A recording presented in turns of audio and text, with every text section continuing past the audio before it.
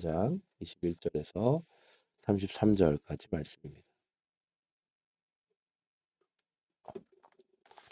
우리 여러분 눈으로 말씀을 한번 보시고 말씀을 읽겠습니다.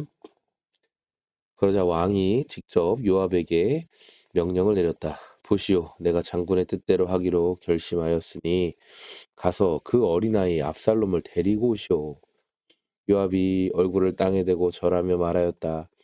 하나님께서 임금님께 복을 베푸시기를 빕니다. 높으신 임금님이 이 종의 간청을 이렇게 들어주시니 이 종이 임금님의 총애를 입은 줄을 오늘에야 알았습니다. 그리고는 요압이 일어나 그술로 가서 압살롬을 데리고 예루살렘으로 왔다. 그러나 왕의 지시는 단호하였다. 그를 집으로 돌아가게 하여라. 그러나 내 얼굴은 볼 수 없다. 그리하여 압살롬은 아버지에게 인사도 하지 못하고 자기 집으로 돌아갔다. 온 이스라엘에 압살롬처럼 머리끝에서 발끝까지 흠잡을 데가 하나도 없는 미남은 없다고 칭찬이 자자하였다. 그는 머리숱이 많아 무거워지면 해마다 연말에 한 번씩 머리를 깎았는데 머리를 깎고 나서는 그 머리카락을 달아보면 왕궁 저울로 200세겔이나 되었다. 압살롬에게는 아들 셋과 딸 하나가 있었다. 그 딸의 이름은 다말인데 생김새가 아주 예뻤다. 압살롬은 예루살렘으로 돌아와서 2해를 지냈는데도 왕의 얼굴을 한 번도 뵙지 못하였다. 압살롬이 요압을 왕에게 보내보려고 요압에게 사람을 보냈으나 요압은 압살롬을 방문하지 않았다. 2번째로 다시 사람을 보냈으나 그는 여전히 오지 않았다. 그러자 압살롬이 자기 종들을 불러다가 지시하였다. 내 밭 곁에 요압의 밭이 있다. 그가 거기에 보리 농사를 지어 놓았으니 너희는 가서 그 밭에다 불을 질러라. 그래서 압살롬의 종들이 그 밭에 불을 질렀다. 그러자 요압이 압살롬의 집으로 찾아가서 따졌다. 어찌하여 종들을 시켜 나의 밭에다가 불을 질렀습니까? 압살롬이 요압에게 대답하였다. 이것 보시오. 나는 이미 장군에게 사람을 보내서 좀 와달라고 부탁을 하였소. 장군을 임금님께 보내어서 나를 왜 그술에서 돌아오게 하였는지 여쭈어 보고 싶었소. 여기에서 이렇게 살 바에야 차라리 그곳에 그대로 있는 것이 더 좋을 뻔하였소. 이제 나는 임금님의 얼굴을 뵙고 싶소. 나에게 아직도 무슨 죄가 남아있으면 차라리 죽여달라고 하더라도 말씀을 드려주시오. 그래서 요압이 왕에게 나아가서 이 일을 상세히 아뢰니 왕이 압살롬을 불렀다.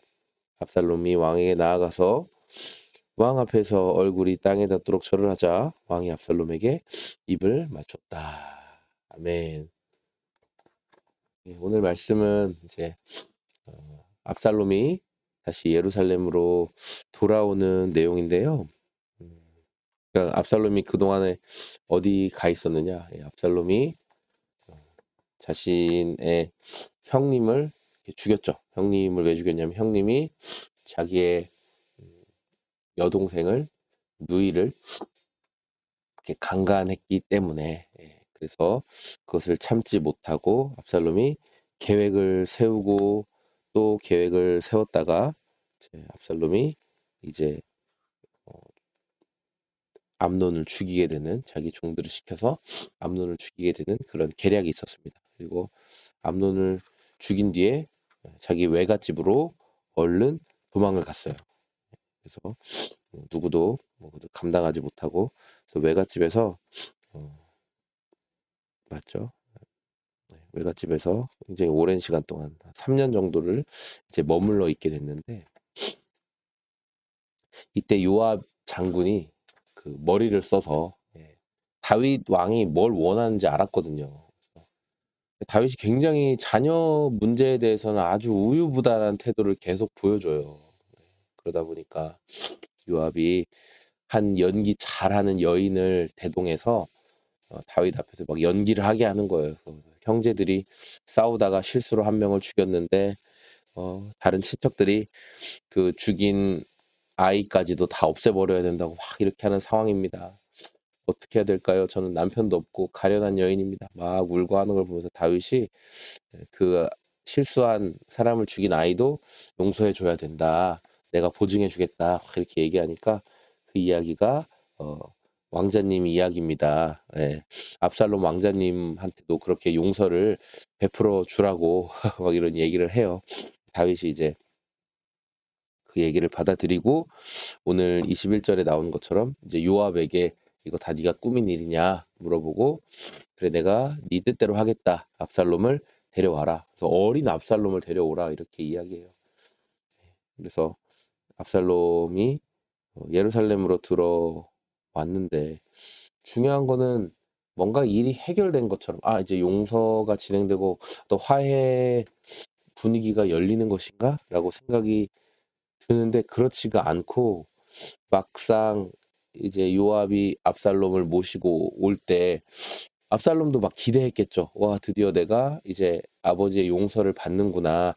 아버지께서 나에게 가타부타 뭐랑 뭔가 말씀을 하시겠구나. 이런 생각을 했는데 예루살렘에 들어왔는데 왕이 그를 집으로 보내라. 그러니까 집 가택연금이라고 하잖아요. 집 밖에 나가지 못하게 하는 그 집으로 가게 해라.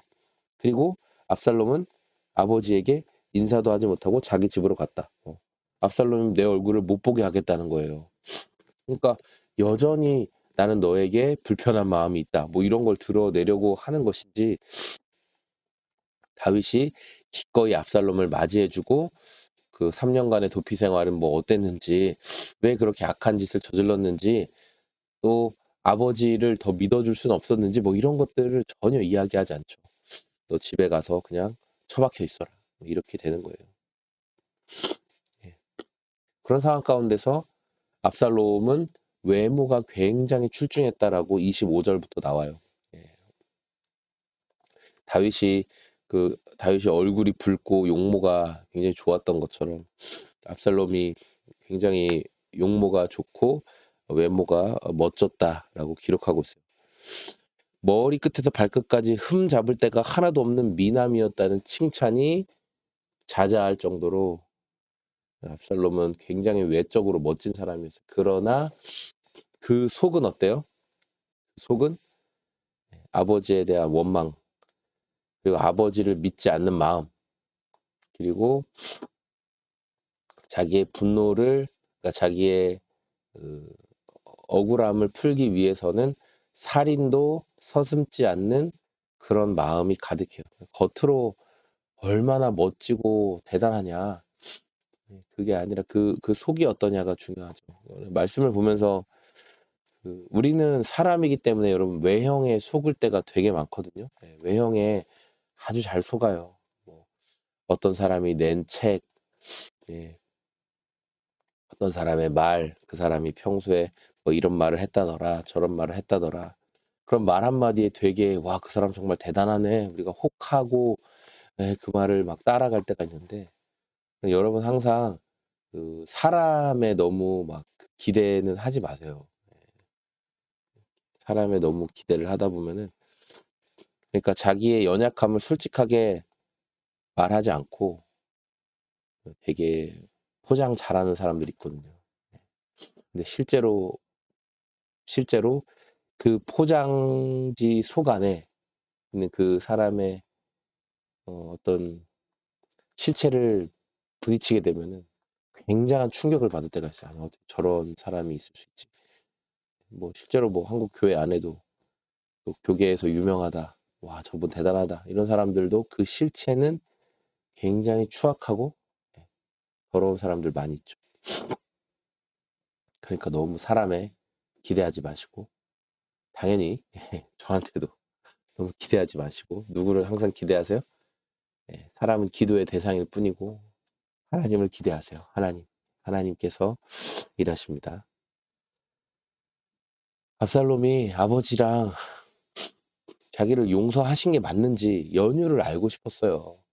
그래서 요압에게 몇 번이나 나를 예루살렘으로 부르신 이유가 뭔지를 좀 분명하게 알길 원합니다. 사람을 계속 보내도 요압이 반응을 안 해요. 압살롬도 보통이 아니죠. 그래서 요압의 밭에 불을 지르게 만들어요. 요압의 밭에 불을 질렀더니 요압이 그제서야 찾아와요. 자기 재산상에 문제가 생기니까 찾아온 거예요. 야, 이 사람 이거 더한 일도 하겠는데 자기 재산에 문제가 생기니까 요압이 압살롬을 찾아와서 왜 그러냐, 왜 불지르고 난리야, 이렇게 얘기를 하죠. 그러니까 압살롬이 나를 왜 예루살렘으로 데려왔는지 속 시원하게 아버지를 통해서 내가 듣고 싶다. 왜 그걸 안 해주냐, 그런 거죠. 차라리 이럴 거면 내가 그 외가에 가 있는 게 훨씬 나을 뻔했다. 여기서 이렇게 가택연금 당하고 이게 내가 무슨 고생이냐, 이렇게 이야기를 하잖아요.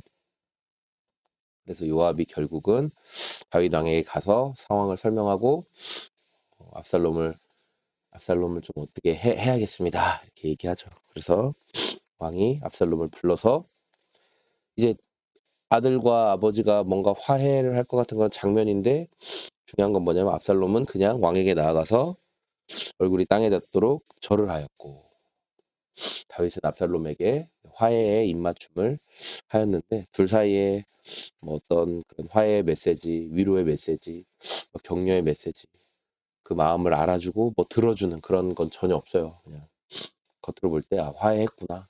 그러니까 화해의 제스처를 취한 거죠. 그냥 화해의 그런 어떤 제스처를 취한 거죠.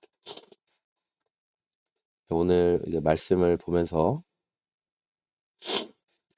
다윗이 거의 5년 정도가 되는 시간을 압살롬의 잘못을 정확하게 이야기하고, 그리고 그에 대한 어떤 그 벌이나 그에 대한 어떤 대가에 대해서 정확하게 행동하지 않은 것을 보게 돼요. 그러니까 압살롬 입장에서는 거의 5년이나 아버지가 나를 무시했다라고 생각할 수밖에 없게 된 거죠. 그리고 그 시간 동안 압살롬의 마음에는 분노가 더 많이 이렇게 차게 되고 아버지를 향한 원망이 더 많이 생기게 된 것을 오늘 말씀 볼 수 있습니다.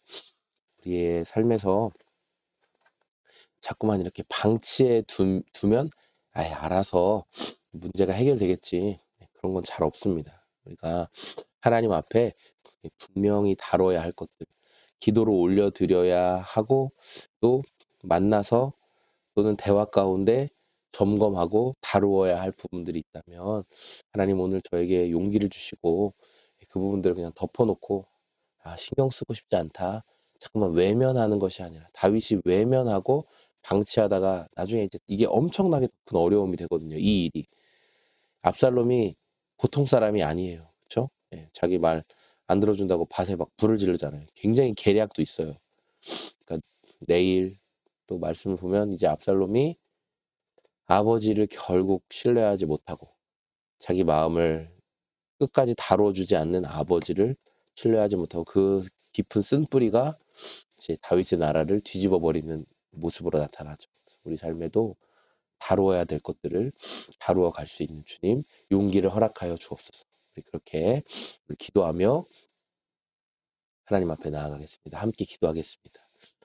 하나님 아버지, 그렇습니다. 제가 오늘 말씀을 묵상하면서 하나님, 우리가 마땅히 다루어야 할 것 앞에 침묵하고 도망하지 않도록, 방치하지 않도록 우리 마음과 생각을 지켜주시고 주님 앞에서 잘 다루어 나갈 수 있도록 주님의 선하심 가운데 그 일들을 감당하게 도와주시옵소서. 일하실 주님을 기대합니다. 네, 그렇습니다. 네, 우리의 삶을 주님께서 통치하고 계십니다. 우리 삶에 도망가고 또 무서워서 피하고 싶었던 것, 외면하고 싶었던 것을 그대로 두면 그것은 더 깊은 쓴뿌리로 더 깊이 우리를 무너뜨리게 만들 수 있는 악한 요인이 될 수 있습니다. 그렇게 우리가 기도하면서 하나님 이분들을 다루어 가길 원합니다. 용기를 주시고 우리가 오늘 방치하고 있었던 악한 습관이나 생각들이 있었다면 그런 것들을 주님 앞에 말씀드리고 다루어 갈 수 있는 하나님 마음을 허락하여 주시옵소서. 용기 주시고 새 힘을 허락해 주실 좋으신 예수님의 이름으로 기도합니다. 아멘. 오늘도 주님 안에서 새 소망 얻으시고 각자 정한 시간까지 기도하는 시간 갖도록 하겠습니다. 감사합니다. 아버지, 하나님 감사합니다. 아버지, 감사합니다.